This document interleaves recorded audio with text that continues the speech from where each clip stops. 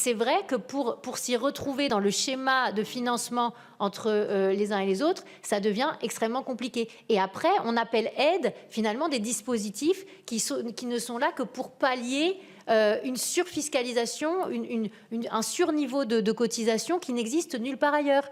Donc, et je réitère ce que j'ai dit tout à l'heure, c'est que effectivement, on peut se poser la question de l'existence ensuite des subventions pures et les regarder ligne à ligne. Mais là encore faut-il avoir une documentation. Et je souligne entre entreprises privées et entreprises publiques aussi, parce que je trouve que c'est aussi une information qu'aujourd'hui, nous n'avons pas clairement. Pardon, j'aime bien, mais on ne peut pas parler des aides. Non, mais je sais bien, mais on ne peut pas laisser parler aide publique et finir par on détricote entièrement le modèle social français. À chaque fois, c'est votre marotte. Vous commencez par les aides publiques, vous ne répondez pas sur la critérisation, pas un mot sur l'argent public donné aux entreprises. Et vous dites, ce n'est pas grave, regardons, donnons. Donc ça, si on ne l'évalue jamais, on ne peut jamais regarder et finir par nous dire, de toute façon, il faut détricoter le modèle social français, arrêter les cotisations pour le chômage, pour la famille. Bon, je veux dire, ça c'est un débat politique qui nous animera un autre jour. Enfin, là, la question était centrée sur aide publique ou pas. Et je le redis, je suis assez surpris que, mais c'est votre droit, hein, ici on peut tout dire, que vous ne vouliez pas contrôler son efficacité. Quand vous dites que c'est de l'argent public, c'est aussi... non mais quand c'est de l'argent des impôts des entreprises et des cotisations des entreprises, avant tout, c'est aussi de l'argent qui vient des entreprises. C'est-à-dire, il faut quand même se poser la question des 157 milliards de plus de prélèvements obligatoires payés par nos entreprises. Bon, en face, il y a des allègements de charges et des baisses d'impôts, mais au départ, ça a aussi été versé par les entreprises. Donc, est-ce que c'est vraiment un don ? Pardon de vous le dire, dans les prélèvements... Oui, mais je continue parce que le débat... On peut pas... Les prélèvements obligatoires, c'est les impôts, les taxes et les cotisations sociales qui sont du salaire. Certes, du salaire différé, mais du salaire de la richesse créée par les travailleurs et les travailleuses. Vers vous, Madame Verdier-Molinier, parce que vous avez répondu à 2 questions sur 4, donc je repose des questions, parce que je suis assez surpris, en fait. Vous nous dites les critères d'évaluation, c'est compliqué, on verra. C'est le pendant des prélèvements obligatoires. Je vous ai trouvé déjà, je vous ai lu dans le JDD ce week-end, je vous lis régulièrement, je vous ai trouvé régulièrement dans le Figaro. Et vous dites souvent, vous dites on fait la chasse à la fraude fiscale, très efficacement, je le découvre, mais pas assez à la fraude sociale. Vous êtes pour chercher, notamment sur les chômeurs, tout ça, qui eux, s'ils loupent un mois, hop, on supprime. Par contre, là, on parle de 20 à 223 milliards. Je vais prendre votre estimation. Parce que vous êtes la seule, d'ailleurs, hein, à prendre ce champ d'estimation autour de 20-28 milliards. Même l'IGF qui a fait le rapport, on va y revenir, dit que c'est sur 5 ministères. C'est-à-dire même l'INSEE dit que le plancher, c'est 70 milliards. Donc vous êtes la seule, vous en avez le droit. Moi, des fois, je suis seul ici à porter des idées et je vais continuer à les porter. Mais enfin, dans tous les économistes qu'on a vus et toutes les administrations, vous êtes la seule à le faire. C'est tout à fait bon. On va dire 70 à 220 milliards. Et là, vous nous dites les critères, c'est le pendant des prélèvements obligatoires. Je pensais que quelqu'un comme vous, 1 euro dépensé devait être 1 euro certifié, bien dépensé. Donc j'apprends que finalement, comme c'est le pendant des prélèvements obligatoires, ce n'est pas grave, finalement, qu'il n'y ait pas d'évaluation. Donc je vous laisse... C'est exactement vos propos, on est filmé. Donc c'est la deuxième question, j'en reviens. C'est évidemment sur les entreprises qui licencient la même année. On peut être en désaccord, je le comprends, mais je repose la question, parce que là, pour le coup, l'opinion publique, que vous prenez souvent à propos, elle est extrêmement choquée que d'entreprises, de grandes, hein, je redis bien, pas l'artisan du coin, n'est pas la question, de grandes entreprises qui peuvent toucher des aides publiques, versent des dividendes, si elles sont en difficulté, pourquoi verser des dividendes à leurs actionnaires, et licencient la même année. Là, on est pour le coup, on en a des exemples, puisqu'on est à 300 plans de licenciement pour 300 000 emplois menacés ou supprimés dans l'année 2024 et l'année 2025. Donc, je crois que ce n'est pas sérieux. Voilà, j'ai dit dès mon propos liminaire qu'on n'avait pas tous les chiffres, qu'il n'y avait que quelques ministères qui étaient concernés, qu'on en avait regardé un en particulier, par exemple, sur l'énergie et les transports, avec 14 milliards, sur lesquels on trouvait 1,3 milliard qui finançaient des entreprises privées. Et j'ai bien dit à votre commission de regarder beaucoup plus en avant, parce que nous n'avons pas les datas.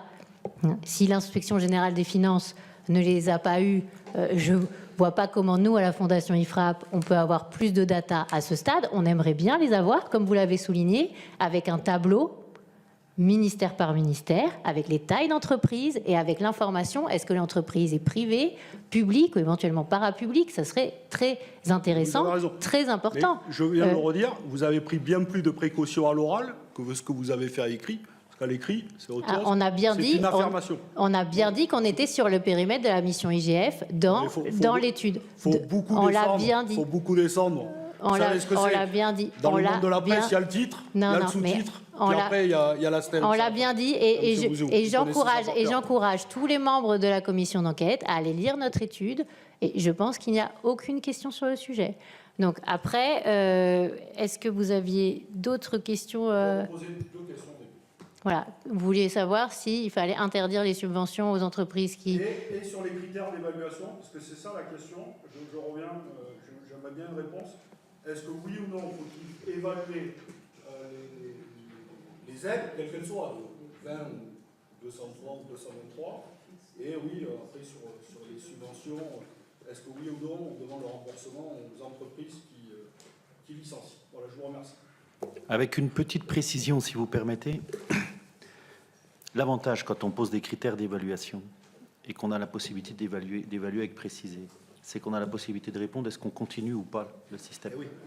Parce que le problème, c'est que si on n'arrive pas à évaluer, si vous arrivez juste, je me répète, mais on l'a vu au moment du projet de loi de finances, en disant faut raboter, et donc on va chercher là, parce que c'est les chiffres les plus gros, et puis si on en enlève 10%, c'est pas ça qui va.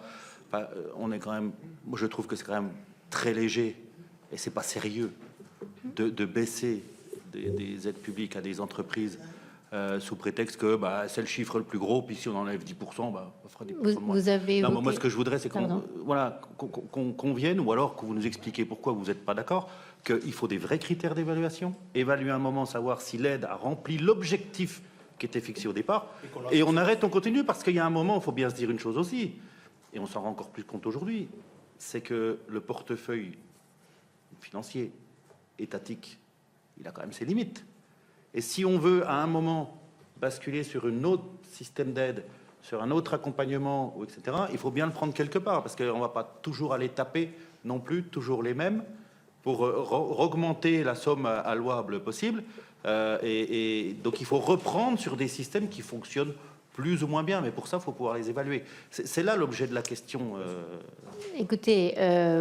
Encore une fois, sur les allègements de charges, sur les exonérations d'impôts, sur les crédits d'impôts, moi je considère que ce n'est que des allègements qui sont mis en place pour éviter des destructions massives d'emplois parce que nous avons plus d'impositions que dans les autres pays. Donc, faire des évaluations là-dessus, alors qu'on a encore, malgré ces allègements, malgré ces baisses d'impôts, 157 milliards de plus de prélèvements obligatoires, et dire, vous n'avez pas réussi, dire aux entreprises, en fait, c'est ça, vous ne réussissez pas à créer plus d'emplois alors qu'on vous aide, mais de l'autre côté, on leur met 157 milliards de prélèvements obligatoires en plus. Évidemment, vous ne pourrez pas trouver une évaluation qui vous satisfera à la fin, puisque de toute façon, il faudrait encore alléger de 157 milliards pour être au niveau de la moyenne de l'Union européenne, de la zone euro, hors France. Donc on a là-dessus... je crois que se lancer dans des critères d'évaluation sur tout ce qui est du périmètre, allègement de charges, exonération d'impôts, crédit d'impôt, ne me paraît pas être la bonne piste. La bonne piste, c'est ce que je vous ai dit tout à l'heure, c'est-à-dire, à un moment, si on veut supprimer tout ça, en face, on baisse le niveau d'imposition, on baisse le niveau des cotisations sociales. Du rapporteur, et après, il y aura une question de Evelyne. Moi, je vous remercie tous les deux. Moi, je reste surpris de vos réponses. Je vous le dis, la question, je ne suis pas surpris qu'on soit en désaccord politique Tout le monde sait d'où l'on parle, donc tout le monde fait de la politique ici, c'est pas la question. Mais je suis un peu très surpris, surtout venant de vous, sur cette réponse sur l'argent public. L'argent public où on veut l'évaluer, toujours regarder. Parce qu'après, sans évaluation, comment faire des choix politiques? C'est ça la question. Je reviens, mais sur l'exemple que donnait tout à l'heure Monsieur Bouzou, qui est pour moi un très bel exemple, sur le crédit d'impôt recherche, voilà. Bon, qui fait beaucoup débat, la question n'est pas là. Mais si on n'arrive pas à l'évaluer, comment voulez-vous qu'on le prolonge, qu'on l'arrête, qu'on se dise telle entreprise? On a découvert, peut-être ne le savez-vous pas, je ne le savais pas, donc je l'ai découvert lors des précédentes auditions, qu'il n'y a pas d'obligation de faire de la recherche en France. Donc on donne de l'argent à des grands groupes, et il n'y a aucune obligation de faire de la recherche en France. C'est potentiellement au niveau européen, vous voyez. Si on le sait, bon, ben, tant mieux. Est-ce qu'on se dit, ben, est-ce qu'on le continue ou pas? Est-ce qu'on demande qu'une grande part ou une part modeste soit faite en France ou pas? Après, ça, c'est des choix politiques. Mais si on n'a aucune évaluation, bon, on continue. Chacun. Alors, on les vote, on ne vote pas le budget, ça, c'est le débat politique. Voilà, bon, je reste très surpris. Non, mais je dis ça pour Madame Vernet-Molinier, je ne veux pas